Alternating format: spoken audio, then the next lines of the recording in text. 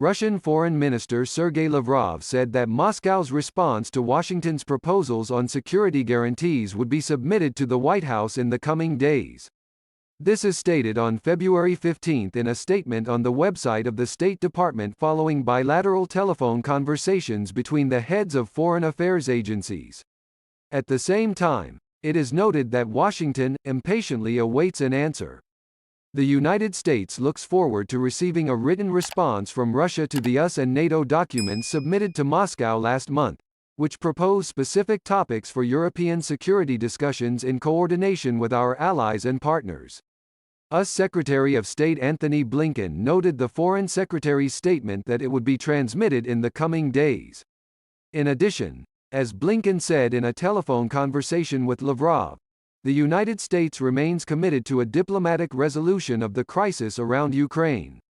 At the same time, the Secretary of State confirmed the constant concern that Russia could launch an invasion of Ukraine at any moment.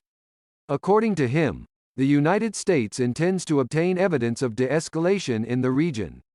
Earlier in the day, the Russian Foreign Ministry reported that the head of the department stressed in a conversation with the US Secretary of State the need to continue joint work, as agreed by the presidents of the Russian Federation and the United States Vladimir Putin and Joe Biden in a conversation on February 12. Lavrov also pointed out that Russia fixes the lack of progress in negotiations with the US and NATO on security guarantees. He recalled that Russia sent messages to the foreign ministers of European countries asking them to clarify how they understand a set of obligations called the principle of indivisibility of security. The conversation between Blinken and Lavrov took place at the American Initiative. On February 14, Putin and Lavrov discussed the US and NATO responses on security assurances. The head of state conceptually approved Russia's draft response. On December 17, 2021, the Russian Foreign Ministry published draft agreements between Russia and the United States and NATO on security guarantees.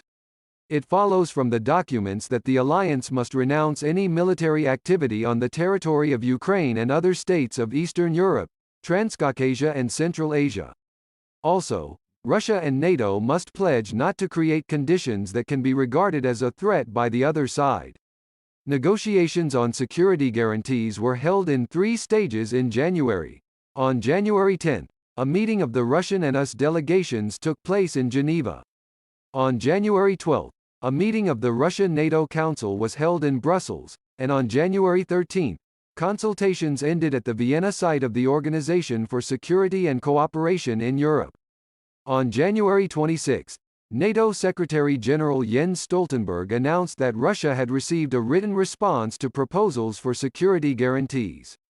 According to him, the alliance proposed to restore the diplomatic missions of the parties and the line of communication. At the same time, United States Ambassador John Sullivan handed over to Moscow a written response from Washington.